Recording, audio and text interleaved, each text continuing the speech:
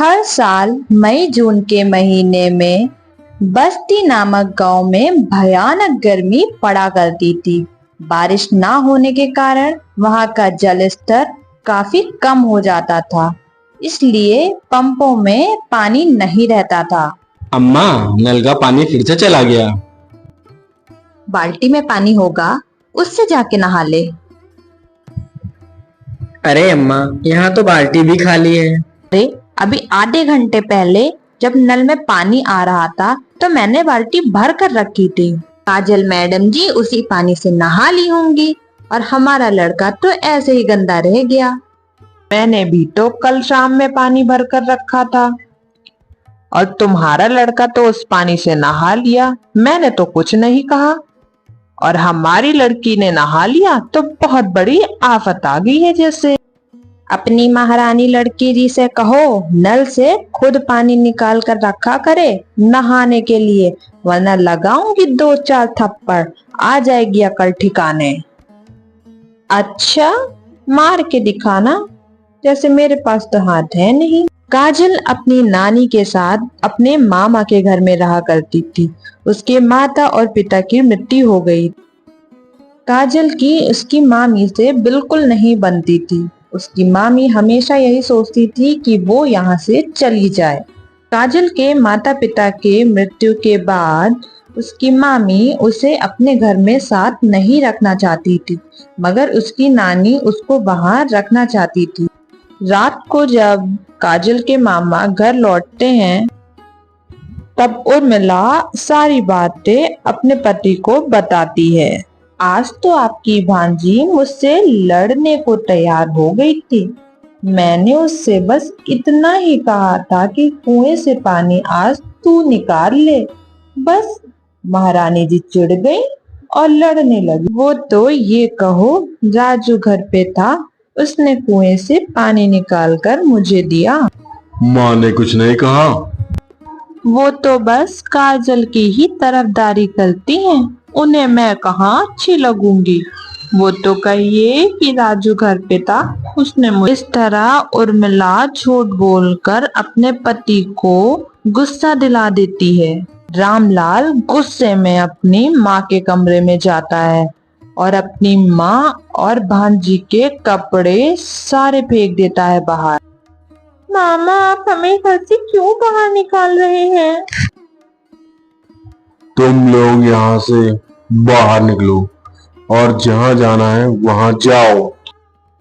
काजल और उसकी नानी सरपंच जी के पास अपने बेटे रामलाल की शिकायत करने पहुंच जाती हैं, लेकिन वे वहां जाते ही देखती हैं कि सरपंच जी को उसकी बहू ने पहले से ही रिश्वत देके अपने पक्ष में करवा लिया है।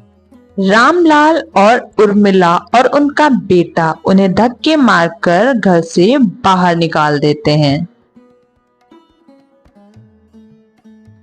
नानी, अब हम कहाँ जाएंगे? काजल बेटा, मैं तेरी मौसी यानी कि अपनी छोटी बेटी के घर चलते हैं। वो हमें जरूर मदद करेगी, हमें ऐसी हालत में देखेगी तो जरूर हमारा सहारा बनेगी। भरी दोपहरी में काजल की नानी धूप में चलते चलते गर्मी के कारण बेहोश हो जाती है। काजल इधर उधर पानी खोजने के लिए चली जाती है, लेकिन उसे कहीं भी पानी नहीं मिलता। आसपास सब का सब सूखा ही पड़ा था। वह कोशिश करती है कि उसे शायद ही कहीं पानी मिल जाए, लेकिन नहीं, उसे पानी तो कहीं दूर दूर तक नजर ही नहीं आ रहा था। लेकिन उसने हार नहीं मानी। वह और आगे बढ़ती चली गई जब तक उसे पानी का कोई स्रोत न दिखे। वह आगे गई तब उसने देखा उसे एक कुआं दिखा। वह जल्दी से कुएं के पास पहुंच गई और जब कुएं में उसने झांक कर देखा तो उसमें तो पानी ही नहीं था, वह कुआं सूखा था। हार मानकर काजल अपनी नानी के पास आकर खड़ी हो गई। वह इंतजार में थी कि कोई राहगीर उसकी मदद करे। तभी एक लड़का वहां से गुजर रहा था।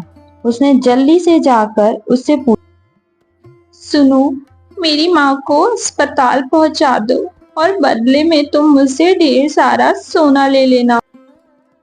देर बाद वो नौजवान काजल और उसकी नानी को हॉस्पिटल पर छोड़ ही देता है।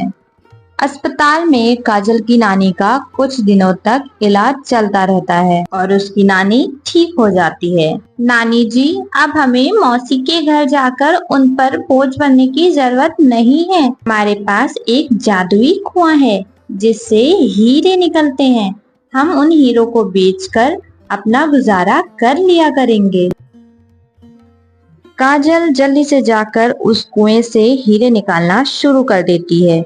अपनी जरूरत के मुताबिक उस कुएं से हीरे निकालती रहती है और उसे एक जगह इकट्ठा कर कर रख लेती है। उसके बाद काजल शहर में जाती है बाजार और वहां जाकर हीरो को बेच देती है और उसी हिसाब से पैसे अपने साथ ले आती है।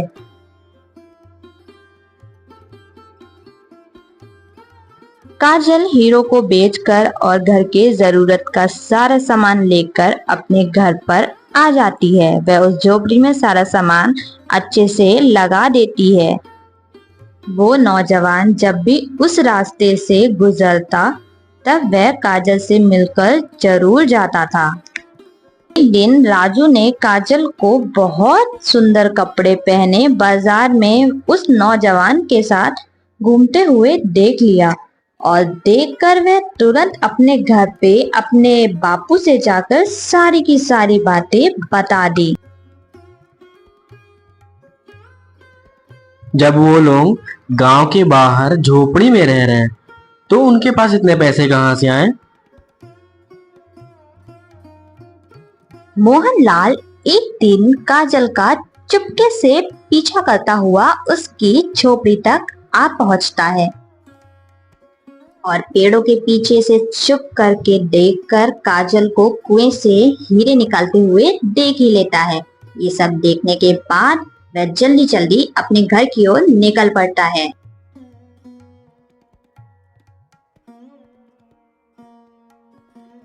अरे, ये बैलगाड़ी से आप कहाँ जा रहे हैं? जरा मुझे तो बता दीजिए। इतनी रात में आखिर आपको जाना कहाँ है? काजल की झोपड़ी के पास एक कुआं है जिसमें से हीरे निकलते हैं। आज रात हम बैलगाड़ी तैयार करके वहां जाएंगे और वहां से उस कुएं का सारा हीरा ले आएंगे। रात में रामलाल और उसकी पत्नी और बेटा काजल की झोपड़ी के पास चले जाते हैं। जब वो तीनों वहां पहुंचते हैं तब उन दोनों को सोता हुआ पाकर जल्दी जल्दी कुएं में खुदाई करना शुरू कर देते हैं। कुएं में पड़ा हुआ सारा का सारा हीरा निकाल लेते हैं और जल्दी जल्दी अपने बग्गी में लेते हैं। तुम और कुछ लाई हो हीरे भरने के लिए? अरे अब बस करिए, इतने हीरों का क्या करेंगे आप? इतने बहुत हैं। वैसे भी इतने भरने में तो आफत आ गई है। उधर काजल की शादी उस नौजवान से हो जाती है और वह बहुत अच्छी लाइफ गुजारने लगती है।